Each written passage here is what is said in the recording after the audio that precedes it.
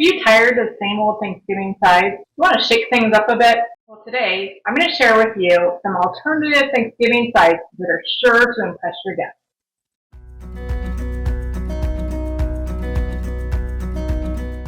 Hi everyone, welcome back to the Empty Pantry. I'm Amy, and I'm here to help you turn your tight budget into delicious meals. The topic I'm going to talk about today is Thanksgiving sides. Now, in my family, we have recipes, as I'm sure your family does, that we make year after year after year. But honestly, sometimes it get a little boring. I mean, green bean casserole tastes great on Thanksgiving, but no one ever eats the leftovers. It's not that great. I don't make it any other time of year. So this year I thought, let me think of some alternative recipes, maybe a little bit different, not straying too far off from tradition, but just a little bit more special, a little bit more elevated.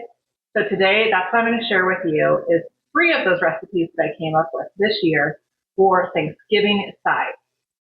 We'll be making some crispy Brussels sprouts with cranberries and bacon, followed by some maple roasted carrots with a pecan crumble. And lastly, we'll make some Chantilly potatoes, a great alternative to mashed potatoes. So let's get cooking. The first recipe we'll make is some crispy Brussels sprouts with cranberry and bacon. We're going to start with 1 pound of fresh Brussels sprouts. I've cleaned these up and then I'm just going to cut them in half. Once they're cut in half, I'm going to put them in a large bowl. I'm going to toss them with 2 tablespoons of olive oil and then some salt and pepper. And we're just going to stir these around to make sure that they're well coated.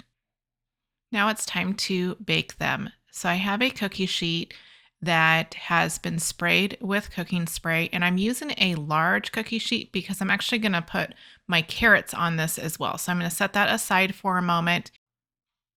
Meanwhile, we are going to fry up some bacon. So we're going to take 4 slices of bacon that I've chopped fairly small. Think of like a crumble bacon, so fairly small. And we're going to fry these up until they are completely crispy. Once they are nice and crispy, we are going to place them on a plate with some paper towels to absorb the extra fat. And we're just going to set those aside until our Brussels sprouts are done in the oven. Now to keep the recipe together, the cooking times will be in the carrot side, but this is what the Brussels sprouts look like when they are nice and crunchy and cooked.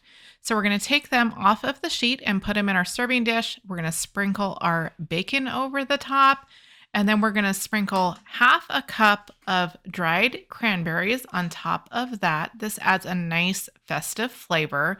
And then we're going to take about 2 tablespoons of a balsamic glaze and just make a nice little design over the top of them. This just adds a nice little touch. It also adds that like vinegary punch to it, makes it very presentable as a very beautiful side dish, perhaps as an alternative to the yummy green bean casserole. Let's move on to those carrots now. We are going to make some maple roasted carrots with the pecan crumble. Doesn't that sound fancy? Now, this would be a great alternative if people in your family don't like yams. Maybe they like carrots. So here is another option. It also is very pretty. So we're going to start with 1 pound of carrots. I have peeled them and now I'm going to cut them in rounds. You can also cut them in sticks if you prefer. That is a very nice presentation. These are easier to eat, so I'm going to do some rounds. So 1 pound of carrots, I'm going to cut those in rounds. And similar to the Brussels sprouts, I'm going to throw these into a bowl with some olive oil, 2 tablespoons of olive oil, salt and pepper, and then I'm going to also add 3 tablespoons of maple syrup. Make sure that it's maple and not the imitation corn syrup type that you would buy at the grocery store, that it's maple syrup. It will cook very nicely, add a very nice taste to it. So we're going to toss those around, and then I'm going to place those on the baking sheet that I prepared with the Brussels sprouts before placing them in the oven. Now these are going to roast 25 to 30 minutes with the Brussels sprouts, same cooking time for both of them at 400 degrees. We're looking for them to be soft, a little bit browned, a little bit caramelized. Now that that's going in the oven, we're going to make our topping for our carrots. So I started with 2 tablespoons of melted butter. I added half a cup of pecans that have been chopped up to that butter and just kind of mixing them around to get a good coating. And then a quarter cup of breadcrumbs. The breadcrumbs are optional. It just adds an extra crunch to the mixture. And we're going to just set that aside for a little bit. We're going to put this on the very end of the cooking time, the last like 5 minutes, just to get it nice and toasty on the top. So for now, just set that aside. And then when we have about 5 minutes left, we're going to pull out the carrots, the tray with the carrots, to put this crumble on top to get that nice and toasty. So just pull it out and pour your topping over the top of the carrots. You can see my maple syrup kind of went to the back and is nice and smoky. That kind of freaked out the family a little bit, but it was fine. It was just the maple syrup on the sheet. So I have that on the carrots, and I'm just going to slide that back in for that 5 to 7 minutes before we pull out our sheet with our Brussels sprouts and our carrots. And then I just put them in a little dish. I chopped some fresh parsley on top just for a little bit of color, but there we have our maple roasted carrots with a pecan crumble.